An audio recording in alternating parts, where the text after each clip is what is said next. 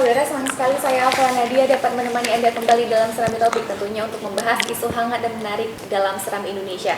Dan hari ini telah hadir bersama saya, Bung Zainal Arifin M. Nur, Wakil Redaktur Pelaksana sekaligus Koordinator Liputan Harian Serambi Indonesia. Kita sapa terlebih dahulu. Selamat sore Bung Zainal. Selamat sore Nana. Baik Bung Zainal, terkait dengan headline news pada Serambi Indonesia hari ini, mengapa kita angkat mengenai hal ini dan seberapa penting sebenarnya berita ini menjadi headline kita angkat? Ya, Nana ya. Ini musim pilkada tentunya. Terus ini kemarin ada satu tahapan yang cukup penting dilakukan oleh KIP, yaitu menetapkan jumlah dukungan yang harus dikumpulkan oleh bakal calon yang akan maju dari independen ya, dari jalur perseorangan.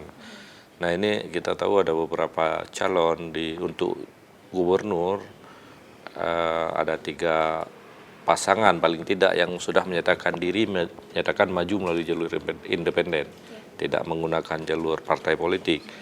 Ini 3 bakal calon ya, walaupun mereka belum tentu pasangannya untuk calon gubernur. Nah untuk kabupaten kota juga ada ya paling tidak sekitar 19 bakal calon ya. Sehingga ini kita anggap ini cukup penting diketahui oleh para kandidat dan para pendukung atau tim suksesnya nantinya ya. Sehingga di sini KIP kemarin di hampir seluruh Aceh itu menetapkan jumlah syarat yang harus dikumpulkan. Ini syarat dulu ya, belum pasti mereka bisa maju. Untuk calon gubernur yang maju dari jalur independen perlu mengumpulkan 153.045 fotokopi KTP, bukti dukungan ya, bisa dalam bentuk fotokopi KTP dan sebagainya. Nah ini 153.045 ini dukungan minimal. Dukungan minimal untuk calon independen. Yang harus dipenuhi.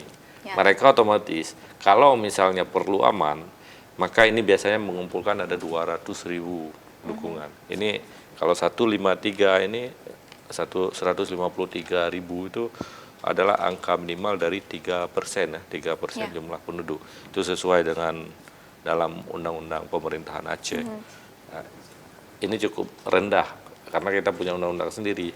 Kalau untuk tingkat nasional itu meski masih dibahas di DPR, tapi dulunya sekitar 8-10%.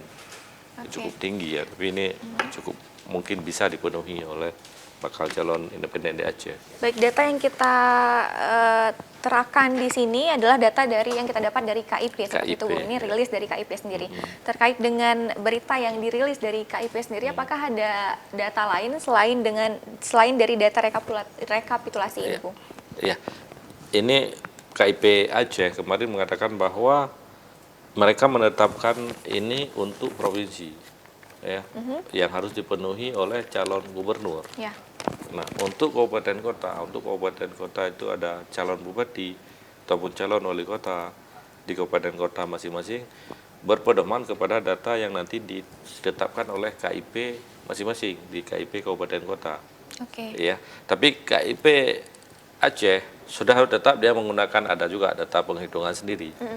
Jadi ini mereka bisa estimasi perkiraan penduduk. Misalnya Aceh Selatan ini ada 227.000 sekian penduduk, maka 3% adalah 6.831.000 KTP.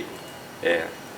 Kemudian ada Aceh Tenggara 219.000 penduduk, maka calon dia harus mengumpulkan 6.500.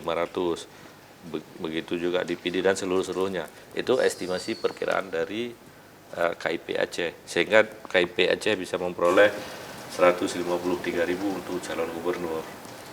Nah ini KIP Aceh mengatakan bahwa ini pastinya nanti untuk kabupaten kota ditetapkan oleh masing-masing KIP kabupaten kota, karena itu ada wewenang di sana.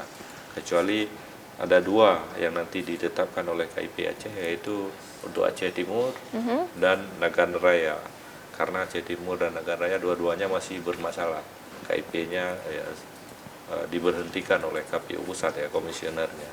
Gitu. Ya, baik, berarti bagaimana pengaruh dari berita yang sudah kita cantumkan hari ini terkait dengan pencalonan untuk calon gubernur, bupati atau wali kota seperti Ya. itu, Bung. Apakah tidak berpengaruh karena tadi juga disebutkan bahwa kabupaten kota ditetapkan oleh KIP masing-masing kabupaten kota tersebut? Ini sebagian kabupaten kota sudah menetapkan Ya. untuk mereka untuk calon bupati dan wali kota masing-masing. Ya, sudah ditetapkan sebagian. Hampir-hampir di sini juga ada rekop di tabel yang kita turunkan di sini tidak akan bergeser jauh yang nanti akan ditetapkan. Ya. Mereka bisa mengambil ini sebagai pedoman, tapi kepastiannya ada di KIP.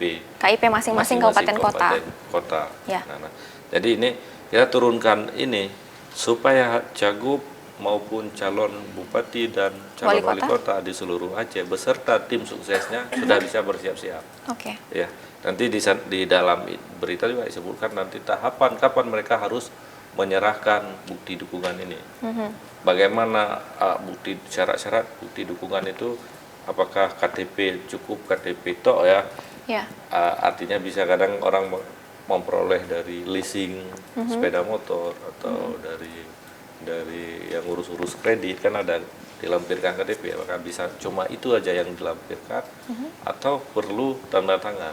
Nah ini tentu mereka juga teknisnya kita kan tidak turunkan di sini, mereka bisa tanyakan ke KIP lagi ya, apakah perlu tertulis lagi pernyataan tertulis. Baik, hal seperti itu apakah sudah dibahas di rapat pleno sebelumnya, Bung?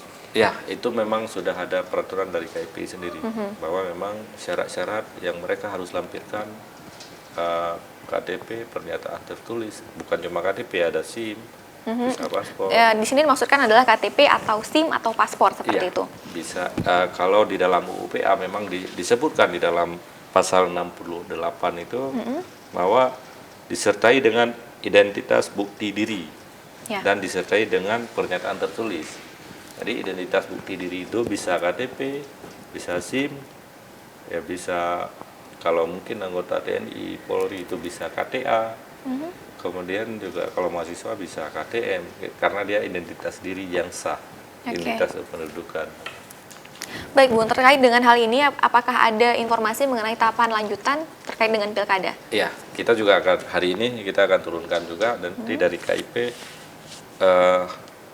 yang tahapan yang sudah kita sebutkan di sini bahwa kapan mereka akan ada pencalonan itu akan dimulai pada Agustus nantinya. Ya. Ini harus bersiap-siap ya.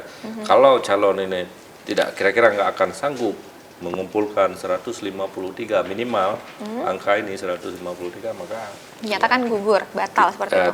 kalau tidak akan sanggup ya lebih baik tidak memaksakan diri ya. Artinya kalau tidak sanggup mengumpulkan sekitar 200.000 KTP dukungan 200.000 Ya. karena nanti bakal akan ada yang double nanti akan ada yang rusak ya dengan double dengan calon yang lain. Oke. Kalau 3 pasang calon kalau 200.000 ya otomatis harus 600.000. Nah 600.000 cukup berat ya untuk mengumpulkan ini. Nah ini kan mereka harus bersiap-siap ini dulu untuk proses pencalonan. Kalau parpol itu partai politik yang maju dari partai politik itu lebih ringan. Mereka lebih sudah duluan ada tahapan sendiri ya di luar.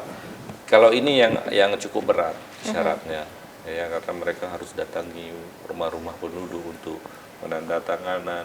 Mereka juga harus punya siapa calon wakil sehingga dukungan yang diberikan itu ke nanti bukan cuma calon gubernurnya, tapi si pemberi dukungan juga harus tahu siapa wakilnya.